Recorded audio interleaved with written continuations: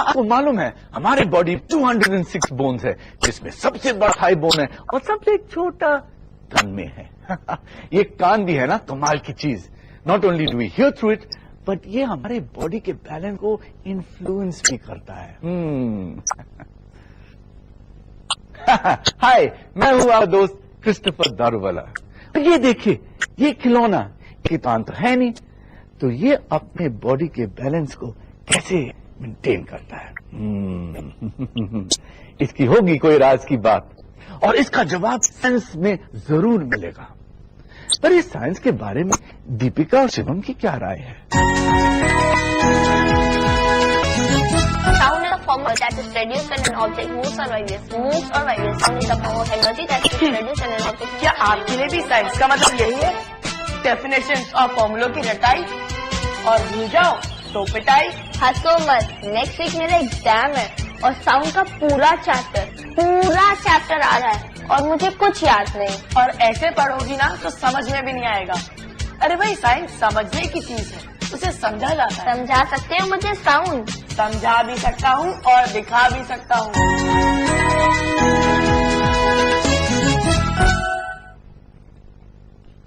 वाह, इसका रंग तो बदल गया। ये एक्सपेरिमेंट भी है बड़ी कमाल की चीज। इट्स लाइक मैजिक, पर ये मैजिक नहीं, साइंस है। And the best way of knowing science is to experiment, मतलब लर्निंग बाय डूइंग। यही है हमारा मोटो।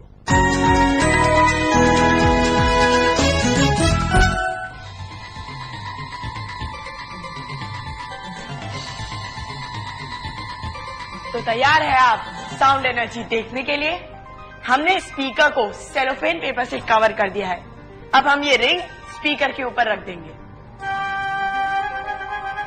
रख दिया। अब ये थर्मोकोल बीट जिसके अंदर डाल देंगे। बीट्स भी डाल दिए। अब इसे स्विच ऑन कर देंगे। म्यूजिक चला तो ये थर्मोकॉल बीड्स लगे उछलने, दिखने लगी ध्वनि ऊर्जा, साउंड एनर्जी। ध्वनि आगे बढ़ती है वेव्स या तरंगों में। जब म्यूजिक ऑन किया तो स्पीकर तक पहुंची ध्वनि तरंगे और उन्होंने आगे बढ़ना शुरू किया। इससे सेलोफेन पेपर हिला और बीड्स उछलने लगे।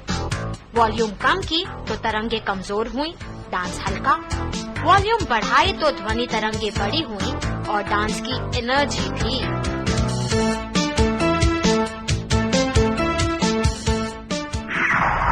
वाह भाई, तुमने तो सचमुच साउंड एनर्जी दिखा दिया। देखा आपने, थोड़ी सी अकल लगाकर मैंने एक अदृश्य एनर्जी साउंड को किस तरह दिखाया। मिस्टर अकलमंद, अब अगर आपको अपनी तारीफों से टाइम मिले तो आगे बढ़े। आगे ही बढ़ती है साउंड एनर्जी।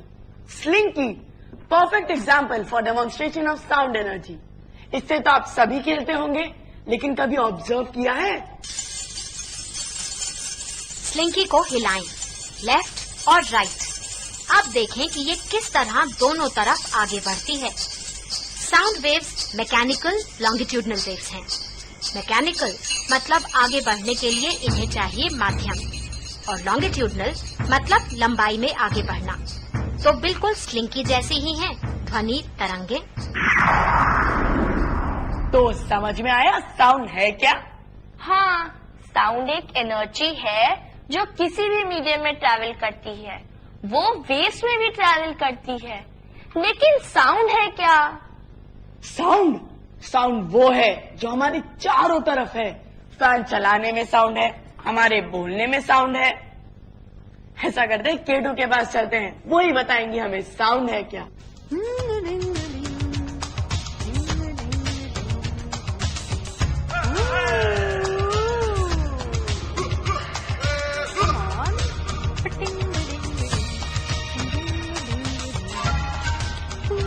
हेलो केटू, कैसे हो?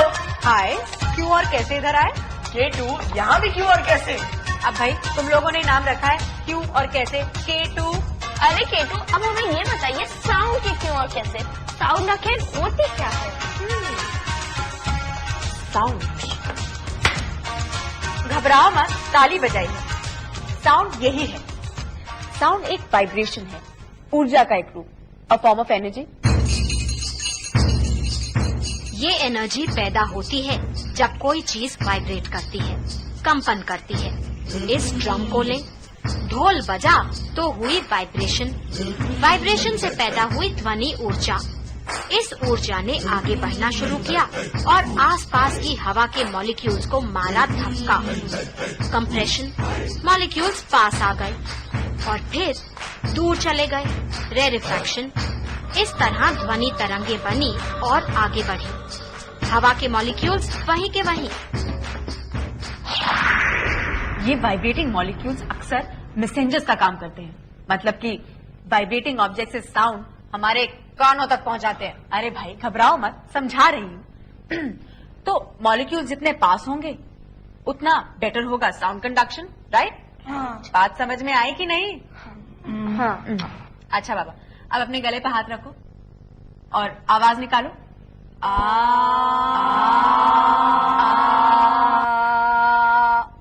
कुछ हुआ? मेरा गला तो वाइब्रेट कर रहा है। मेरा गला भी वाइब्रेट कर रहा है। अब मैं चली। केटू, एक बात बताइए। पूछो। आवाज को आगे बढ़ने के लिए एक माध्यम चाहिए, जितना घना माध्यम उतना ही अच्छा साउंड कंडक्शन। केटू, इसका मतलब ये हुआ ना, जहाँ हवा कम होती होगी वहाँ कम सुनाई देता होगा। Absolutely correct. तो फिर हिमालय पर या फिर चांद के ऊपर बहुत कम सुनाई देता होगा ना? On dot. साइंस को समझने के लिए ये बहुत जरूरी है कि हम लगातार सवाल पूछते रहें, क्यों और कैसे, राइट? राइट। जैसे जैसे हम ऊंचाई पर जाते हैं, हवा कम घनी होती जाती है और आवाज धीमी पड़ती जाती है। इनफैक्ट चांद पर तो हवा है ही नहीं। इसीलिए एस्ट्रोनॉट्स को चांद पर माइक्रोफोन्स और रेडियोस का इस्तेमाल करना पड़ता है।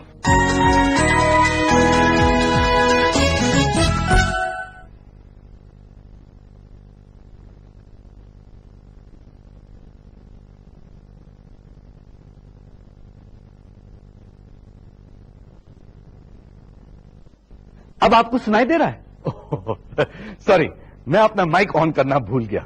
जैसे मुझे आपसे बात करने के लिए एक माइक की जरूरत पड़ती है, वैसे जब आप एक दूसरे से बात करते हो तो एक मीडियम की जरूरत पड़ती है, और वो है हवा।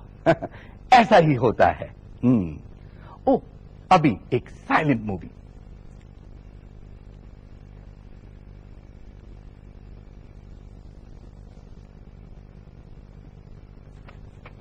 आया ना मजा?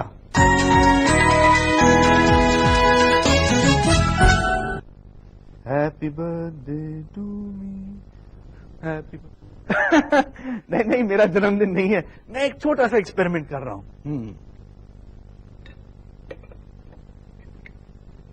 पानी ऊपर चढ़ा, ये एप्पल कहां से आ टपका? अरे भाई, मैं न्यूटन नहीं हूं। वैसे भी ये छोटे छोटे एक्सपेरिमेंट्स के साथ बड़े बड़े ऐसे इन्वेंशंस हुए हैं, और इसी से हुई हमारी लाइफ आसान। वैसे दीपिका और शिवम भी एक एक्सपेरिमेंट कर रहे हैं। हाँ।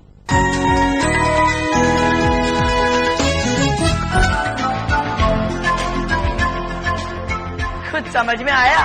सब कुछ समझ में आया। इतने दिनों से हम इस टेलीफोन से खेल रहे हैं, लेकिन आज जाकर हमें पता चला है कि ये एक इंसान से दूसरे इंसान तक कैसे इतनी क्लियरली आवाज पहुंचाता है। आपको भी समझ में आया?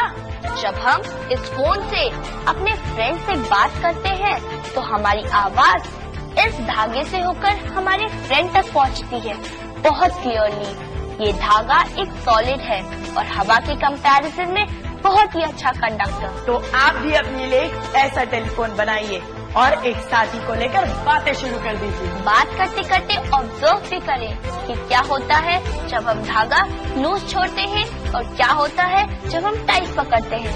क्या होगा ये हमसे मत पूछिए, because science is all about experimenting and finding out. तो जवाब ढूंढिए और आप भी कहिए कि ये साइंस की दुनिया है और यहाँ ऐसा ही होता है। अब आप ये जानिए कि डॉक्टर्स की कैसे काम आती है साउंड हमारी अपनी केटू के साथ। साउंड दूसरी ऊर्जाओं की तुलना में कमजोर है। It's a weaker form of energy. पर सोचिए, अगर साउंड नहीं होती तो हम इस तरह बात कैसे कर पाते? That's why it's very important. बीमार पड़ते हैं तो जाते हैं डॉक्टर के पास। डॉक्टर हमें बाहर से तो देखते ही हैं, पर अंदर की बात कैसे पता चले? यही काम आता है स्टेथोस्कोप। हिंदी में कहते हैं डॉक्टर साहब का आला। स्टेथोस्कोप की मदद से डॉक्टर हमारी हार्ट बीट्स, दिल की धड़कनें सुनते हैं, सांसें सुनते हैं और पता करते हैं कि अंदर क्या चल रहा है। स्टेथोस्कोप में एक तरफ है डायफ्राम या यूं कहिए स्टेथोस्कोप का कान। ये ध्वनि तरंगों को नली से ले जाकर डॉक्टर के कान तक काफी क्लियरली पहुंचाता है। डॉक्टर को पता चल जाता है कि अंदर क्या चल रहा है। दुनिया का पहला स्टेथोस्कोप पता है कब बना? वो बना वर्ष 1816 में। बनाने वाले थे एक फ्रेंच डॉक्टर।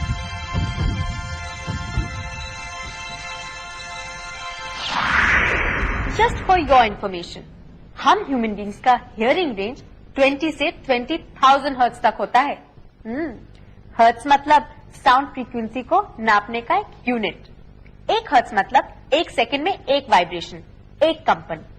40 हर्ट्ज मतलब एक सेकंड में 40 वाइब्रेशंस। समझ में आया? वैसे अगर हमारे कान फिक्स नहीं होते तो कितना अच्छा होता। जिधर से आवाज आ रही होती हम अपने कान उधर घुमा देते और हमें बड़े क्लियरली सुनाई देता। सुन रहे हैं?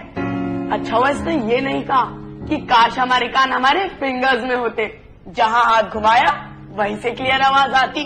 मैं मजाक नहीं कर रही हूँ, सच कह रही हूँ। कुत्ते और घोड़े अपने कान घुमा भी सकते हैं और खड़े भी कर सकते हैं, इसीलिए तो उन्हें इतना अच्छा सुनाई देता है।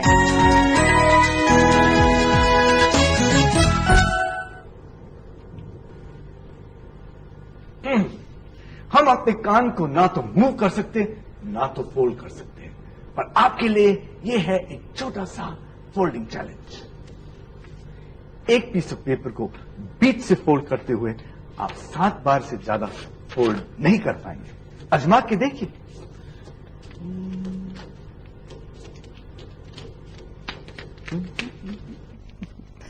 हम लेते हैं एक छोटा सा ब्रेक।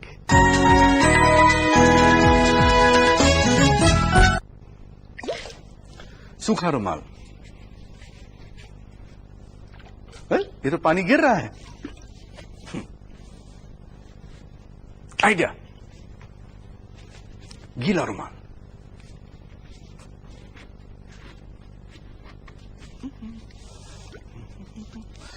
अब आप ध्यान से देखिए, ध्यान से। पानी रुक गया।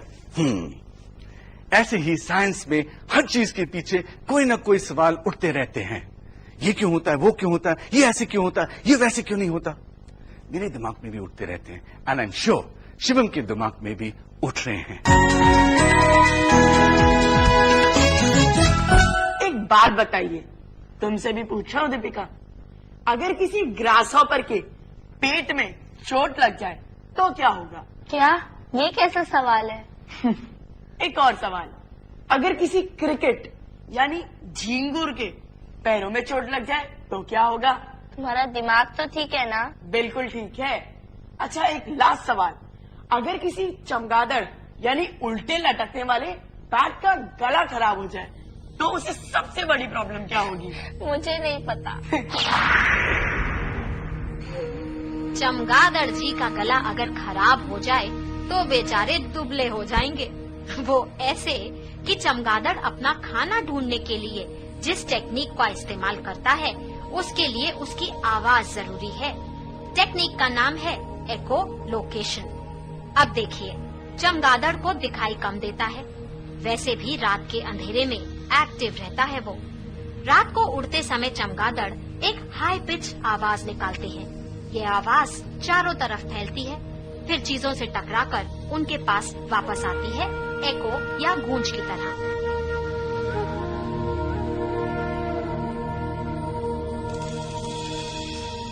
चमगादड़ इस एको को सुनते हैं, पहचानते हैं और खाना तलाशते हैं। पेट पूजा करते हैं। अब गला खराब होगा तो ना निकलेगी आवाज, ना मिलेगा खाना।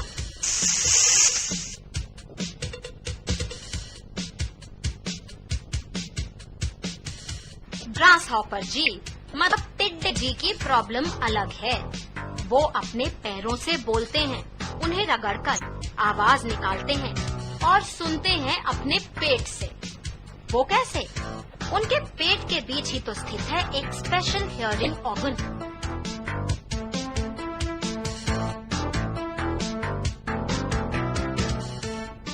मतलब ग्रास हॉपर जी का पेट भी है और कान भी। यहीं पर तो वो साउंड वाइब्रेशंस को रिसीव करते हैं।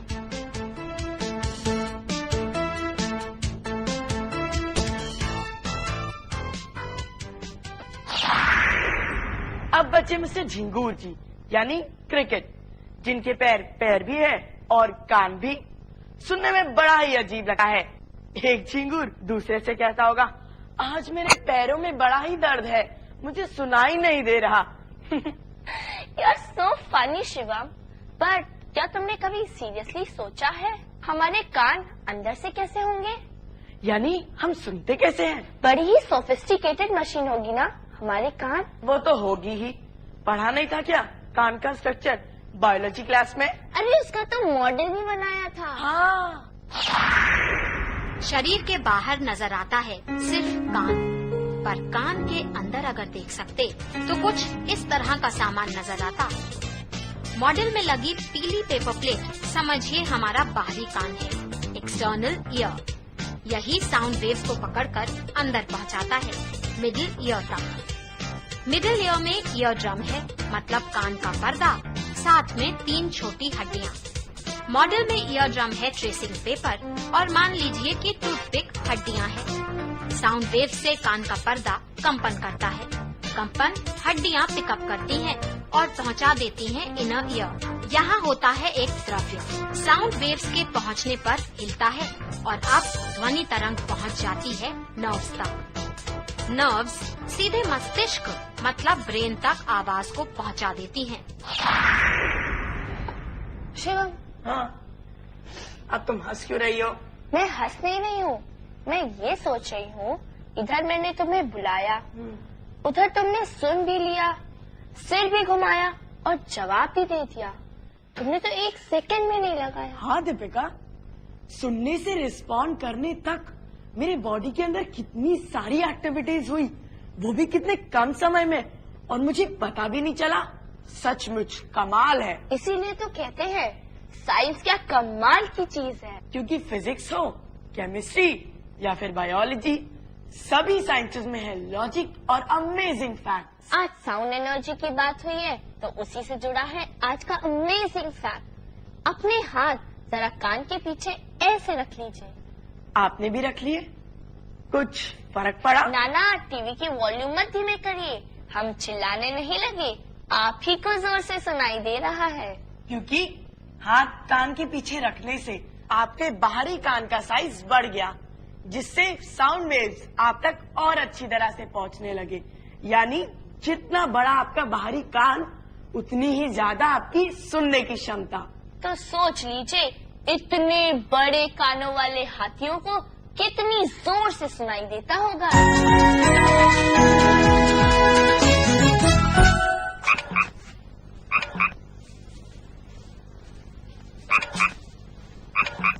मैंने इतने बड़े कान इसलिए लगा रखे हैं ताकि मैं तेज सुन सकूं। यही पिट पिट मेरे ही हाइड आउट में आके मेरे साथ हाइड एंड सीक खेल रहा है। पर मैं भी चालाक हूं, मैं आज उसे ढूंढ के ही रहूंगा।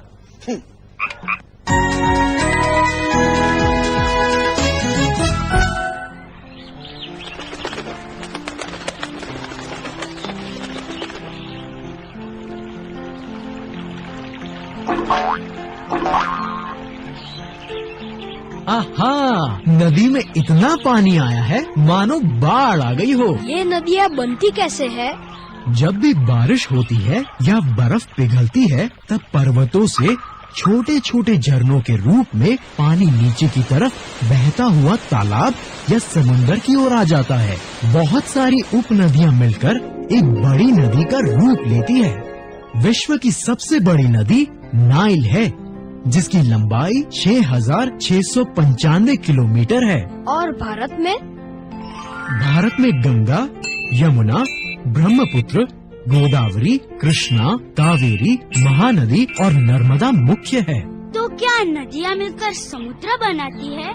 नहीं, 4,600 मिलियन वर्ष पूर्व जब वायु के बहुत बड़े बादल और धूल मिट्टी से पृथ्वी का सर्जन हुआ, तब वे बहुत ही गर्म और धुएं से सनी हुई थी।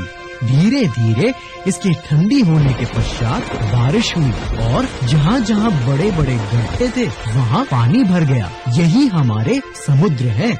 आज पृथ्वी के 2/3 हिस्से में पानी है। पृथ्वी पर 5 महासागर हैं: अटलांटिक, हिंद, आर्कटिक, एंटार्क्टिक और सबसे बड़ा पैसिफिक। और भारत में बड़ा हिंद महासागर है ना? हाँ, मनुष्य की महत्वपूर्ण आवश्यकताएं जैसे कि कुदरती तेल, खनिज, वायु, खुराक, परिवर्तीय ऊर्जा और विशेषतः बारिश, इनका स्रोत समुद्र ही है। इसलिए हमारा कर्तव्य है कि इसे मिलावट और प्रदूषण से बचाएं।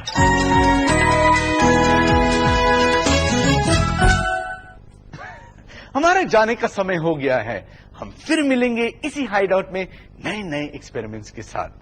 आपने आज इस प्रोग्राम में जो कुछ भी देखा, अगर आपको इसके बारे में ज्यादा जानकारी चाहिए, देन राइट टू अस। ऐसा ही होता है। 3183 जेकू इसरो सैक कैंपस, अंबाबाड़ी विस्तार post office, Ahmedabad 380015। Email ah3@sac.isro.gov.in।